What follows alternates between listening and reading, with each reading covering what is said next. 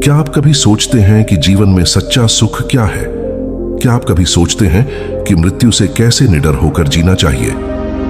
आज मैं आपको एक ऐसी कहानी सुनाने जा रहा हूं जो आपको इन प्रश्नों का उत्तर देगी। आइए कहानी शुरू करते हैं। इससे पहले कि आप इस कहानी में खो जाइए, अभी इस चैनल को सब्सक्राइब कर लें। एक बार की बात है, एक नौजवान युवक बुद्ध के पास आता है और उनसे कहता है कि हे बुद्ध, क्या आप मेरे एक सवाल का जवाब देंगे? बुद्ध ने मुस्कुराते हुए कहा कि पूछो, क्या पूछना है? इसके बाद उस युवक ने कहा कि हे बुद्ध, मेरी उम्र अभी बहुत ज्यादा नहीं है, लेकिन मैं बहुत परेशान रहता हूं, बहुत दुखी रहता हूं। मैं आपसे यह जानना चाहता हूं कि मेरे जीवन में अभी से इतनी दुख है तो मेरी जिंदगी तो अभी बहुत बाकी है। क्या मेरे जीवन में दुख बढ़ते ही रहेंगे कि इन दुखों से छुटकारा पाने का कोई रास्ता नहीं है? यह सुनकर बुद्ध कहते हैं कि कहां है तुम्हारे दुख, मुझे तो दिखाई नहीं दे रहे। यह सुनकर वह युवक कहता है कि यह बुद्ध दुख तो मेरे अंदर है, मेरे भीतर है, वह आपको कैसे दिखाई देंगे? यह सुनकर बुद्ध उसी वक्त से पूछते हैं कि क्या तुम्हें अपने दुख दिखाई देते हैं? वो युवक कहता है कि यहां बुद्ध मैं अपने दुखों को भली भांति देख कर रहा हूं। तब बुद्ध ने पूछा कि दुखों का मूल क्या है? बुद्ध में और उस युवक में चर्चा चल ही रही होती है कि तभी एक भिक्षु दौड़कर वहां पर आता है। वह भिक्षु तथागत बुद्ध के कान में कुछ कहता है। इसके बाद बुद्ध उसी वक्त से कहते हैं कि चलो आज मैं तुम्हें जीवन का सत्य दिखाने के लिए एक जगह पर लेकर चलता हूं। वहां पर तुम्हें कुछ भी नहीं बोलना है, चुपचाप सारी बातें सुनते रहना है। इसके बाद तुम्हें अपने सारे प्रश्नों के उत्तर खुद ही मिल जाएंगे।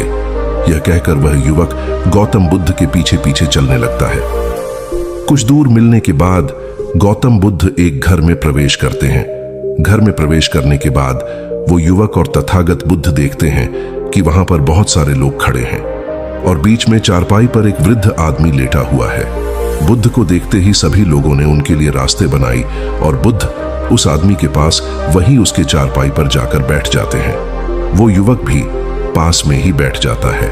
इसके बाद वृद्ध आदमी जो चारपाई पर लेटा हुआ था कहना शुरू करता है कि हे बुद्ध, मैं नहीं जानता कि मेरे जीवन में कितनी सांसें और बचे हैं। पता नहीं किस वक्त मुझे भगवान के घर से बुलावा जाए।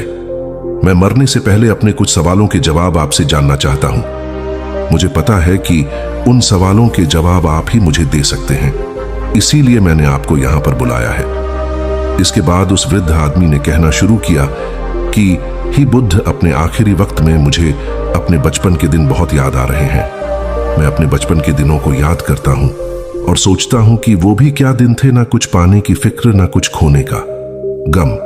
बचपन के उन दिनों को याद करके मेरी आंखों में आंसू आ जाते हैं। मुझे लगता है कि कितनी आजादी थी उस समय, मेरा मैन कितना खुला हुआ था। मन में कुछ भी पाने की इच्छा नहीं थी। जिस भी खेल में लग जाते थे उसी खेल में पूरे दिन लगे रहते थे। लेकिन कुछ समय बाद जैसे जैसे मैं बड़ा होने लगा, वैसे वैसे लोग मुझे जिंदगी की दौड़ में आगे निकलने के लिए कहने लगे। मेरे पिता अक्सर मुझसे कहा करते थे कि तुम पढ़ाई में अपने भाई जैसे क्यों नहीं हो, तुम दूसरे लोगों से पीछे क्यों रहते हो। यह सब सुनकर मेरा मन बहुत बेचैन रहने लगा। लोग मुझे बहुत ताने मारते थे क्योंकि ना तो मैं खेल में अच्छा था और ना ही पढ़ाई में अच्छा था। सब लोग मुझे किसी और की तरह बनने के लिए कहते थे और उन तानों से तंग आकर मैंने जीवन में कुछ हासिल करने का निश्चय किया। मैंने अपने आप से वादा किया कि मैं भी अपने भाई की तरह कामयाब इंसान बनूंगा और इसके लिए मैं दिन रात मेहनत करने में लग गया। शुरुआत में बहुत मुश्किल है, बहुत निराशा हाथ लगी, लेकिन मैंने हार नहीं मानी और मैंने खुद अपना व्यापार खड़ा कर लिया। उसके बाद मुझे कुछ पाने का एहसास हुआ। मुझे बहुत खुशी हुई क्योंकि जो लोग मुझे ताने देते थे वही लोग अब मेरे आगे पीछे घूमने लगे थे। कुछ वक्त बाद एक रईस बेटी के साथ मेरी शादी हो गई और उसके बाद मुझे लग रहा था जैसे मेरा जीवन स्वर्ग बन गया हो। कुछ साल बाद मुझे 2 बेटे प्राप्त हुए। दोनों बहुत ही सुंदर और हर्ष थे। अब मेरा मन मेरे बच्चों के लिए कुछ करने को उत्सुक हो गया। मैं और भी ज्यादा धन कमाने में लग गया और जल्द ही मैं अपने नगर का सबसे बड़ा व्यापारी बन गया।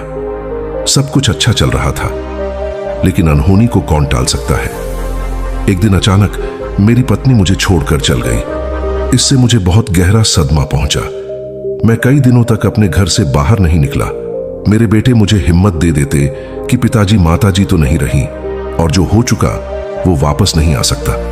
लेकिन हम दोनों भाई आपका हमेशा साथ देंगे, आपकी हमेशा सेवा करेंगे। आपको किसी बात की कोई चिंता करने की आवश्यकता नहीं है। और धीरे धीरे मैंने भी अपने मन को समझा लिया कि अब तो मुझे अपने प्रिया पत्नी के बिना ही जीना पड़ेगा। इसीलिए मैंने अपना मन अपने बेटों के साथ जोड़ लिया। उनकी खुशी में ही मुझे खुशी होती थी, उनके दुख में ही मुझे दुख होता था।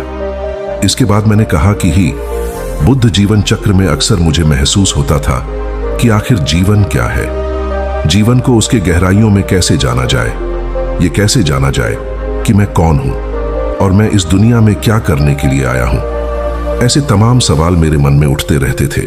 और मुझे आपके बारे में भी पता चला कि बुद्ध ऐसी ध्यान की प्रणालियों बताते हैं जिससे जीवन का मतलब समझा जा सकता है।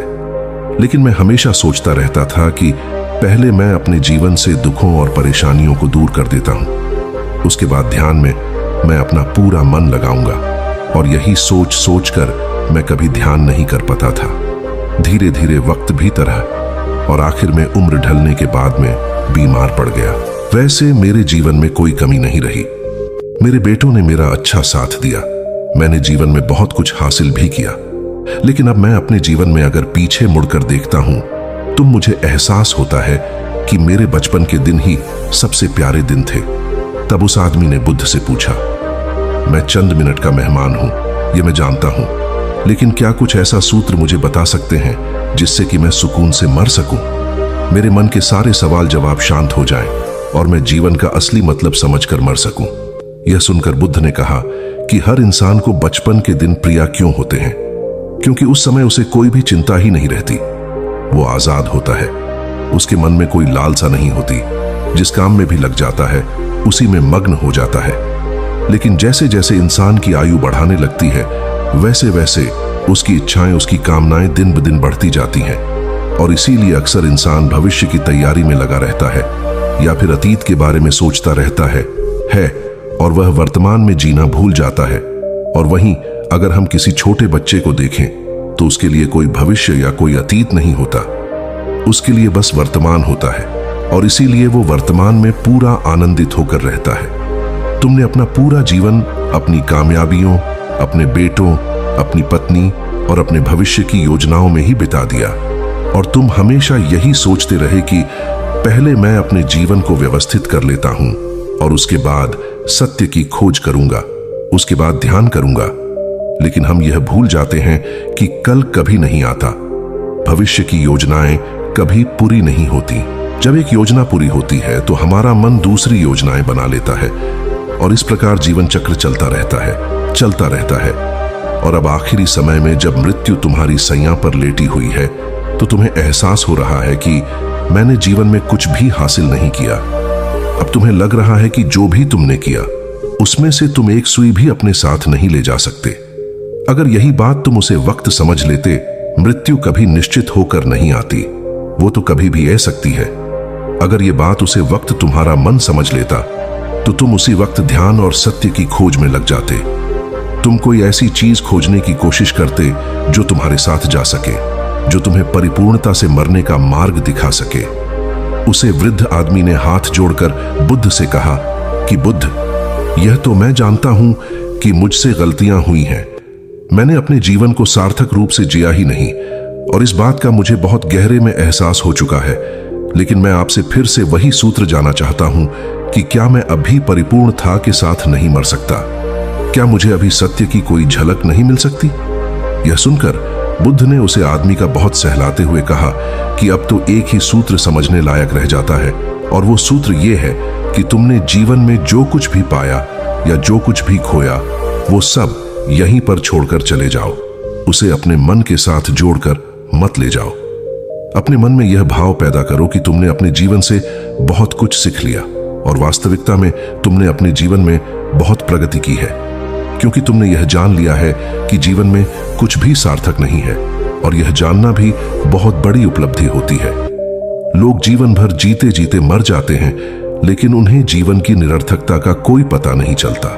इसीलिए अभी अपने मन से सारे सवाल गिरा दो और यह भाव पैदा करो कि जीवन में जो कुछ जानने जैसा था वह मैंने जान लिया है। और अब जीवन में कुछ भी जानने जैसा नहीं बचा है। जब तुम इस बोध से भर जाओगे तो तुम बिल्कुल खाली होकर मृत्यु को प्राप्त हो जाओगे। और वास्तविकता में यही मरने की कला होती है। हमने जीवन में जो कुछ भी पाया, जो कुछ भी खोया, वो इसी दुनिया का था और वह यहीं पर रह जाएगा। हमारे साथ कुछ भी नहीं जाएगा। हम खाली जाएंगे, हम बिल्कुल खाली जाएंगे। और जो लोग अपने मन से बिल्कुल खाली होकर जाते हैं, वास्तव में उनके अंदर ज्ञान का दीप जल जाता है और वो आगे चलकर दूसरे जन्मों में उसे निर्वाण की स्थिति को प्राप्त कर सकते हैं। लेकिन उससे पहले तुम्हें इस जीवन की निरर्थकता को समझना होगा। यहां पर कुछ भी पाना या कुछ भी खोना कोई मायने नहीं रखता।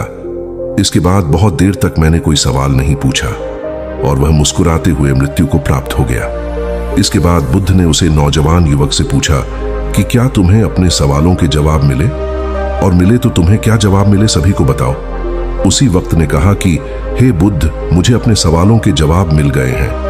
वृद्ध आदमी के जीवन चक्र से मैं समझ गया हूं कि जीवन में कुछ भी पाने जैसा नहीं होता। सुख हो या दुख हो, सब कुछ यहीं पीछे रह जाता है। और अगर हम इसी चक्कर में फंसे रह जाएंगे तो हम सत्य को कभी नहीं जान पाएंगे। इसीलिए जीवन में सुख और दुख तो चलते ही रहेंगे। इसके साथ साथ चलते हुए ही हमें सत्य की खोज करने पड़ेगी। लेकिन बुद्ध, मेरे मन में अब भी एक सवाल बाकी है जिसका जवाब जानना सबके लिए बहुत ज्यादा जरूरी है। मेरा सवाल है कि मैं ध्यान की यात्रा करने के लिए बहुत प्रेरित हुआ हूं, लेकिन मुझे कोई मार्ग नहीं पता। ध्यान कैसे किया जाता है कि ध्यान की सभी प्रक्रियाएं तुम्हें होश में लाने के लिए ही बनी है, तुम्हें वर्तमान में लाने के लिए बनी है। अगर तुम किसी भी कम को पूरी उपस्थित के साथ, पूरे एकाग्र भाव से अपने आप को पूरा इकट्ठा करके कर सकते हो तो तुम ध्यान में ही होते हो। लेकिन हमारा ध्यान इधर उधर भटक रहता है। अपना कम करते करते वर्तमान में रहने के लिए मैं तुम्हें एक छोटी सी विधि बताता हूं जिसके जरिए तुम अपना कम भी कर सकते हो और ध्यान को भी समझ सकते हो। जब भी तुम चलते फिरते हो, उठते बैठते हो, सिर्फ अपने सांसों पर ध्यान लगाना शुरू करो। सांस किस नाक से आ रही है, किस नाक से जा रही है, ना कि कौन से कोने से टकरा रही है। सिर्फ तुम उसके साक्षी भर हो जाओ, सिर्फ उसको देखते रहो। कुछ भी काम कर रहे हो, चल रहे हो, फिर खाना खा रहे हो, सिर्फ अपने सांस पर ध्यान लगाओ। और यह करते वक्त तुम्हें महसूस होगा कि तुम्हारा दिमाग, तुम्हारे विचार तुम्हें इधर उधर ले जाते हैं। लेकिन थोड़ी देर बाद तुम्हें फिर से होश आएगा कि तुम्हें अपनी सांसों पर ध्यान लगाना है और तुम्हारा ध्यान फिर से सांस ऑटोमेटिक जाएगा। और धीरे धीरे जब तुम अपने विचारों को देखने लगोगे तो तुम पाओगे कि विचार विलीन होने लगे हैं। तुम्हारे अंदर बस एक खाली मैदान बचा हुआ है। सारे सवाल जवाब विलीन हो चुके हैं। इसके बाद बुद्ध ने कहा कि सांसें जो होती हैं वो वर्तमान में चलती है, ना ही वो भविष्य में चलती है, ना ही अतीत में चलती है। वो वर्तमान होता है, वही वर्तमान स्थिति होती है। और जब तुम अपनी सांसों से जुड़ जाते हो तो तुम वर्तमान में ध्यान लगाना सीख जाते हो, क्योंकि सांसें जिन पर तुम ध्यान लगा रहे हो वो वर्तमान में चल रही होती है। इसके बाद धीरे धीरे कदम दर कदम तुम्हें ध्यान का खुद ही एहसास होने लगेगा। फिर तुम जो भी कम करोगे उसमें तुम्हारा पूरा चित्त लगा होगा। तो शुरुआत वहीं से करो जहां पर तुम हो, यहीं से अभी से अपनी सांसों को पकड़ना शुरू कर दो। तो दोस्तों, कैसी लगी आपको यह कहानी? कमेंट सेक्शन में जरूर बताना। और अच्छी लगी तो इस चैनल को सब्सक्राइब करना मत भूलना। तो मिलते हैं अगले कहानी में, तब तक के लिए अपना ख्याल रखें।